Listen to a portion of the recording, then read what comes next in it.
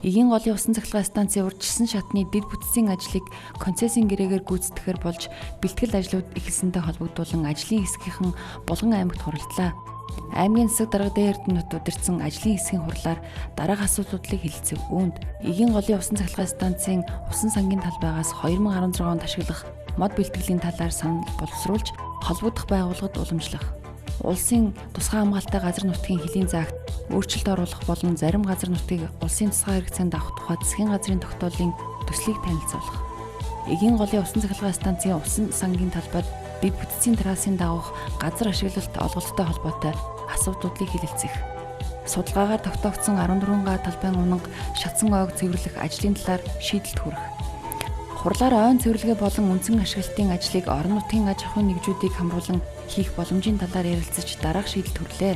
Эгийн голын усан цахилгаан станц төслийн усан сангийн талбайд хамрагдах ойг ашиглах асуудалтай холбогдуулан мод бэлтгэх тухай саналыг Булган аймгийн иргэдийн төлөөлөгчдийн хуралд хүргүүлж 14 га талбайн цэвэрлэгээний ажлыг 2016 оны үндсэн ашиглалтын ажилтай хамттан шийдвэрлэх. Мод ашиглах мэргэжлийн байгууллагыг сонгох, мод бэлтгэлийн ажилд хяналт тавих ажлыг Булган аймгийн байгаль орчны газар, мэргэжлийн хяналтын газар, эгийн голын усан цахилгаан станц төсөл хамтран зохион байгуулах.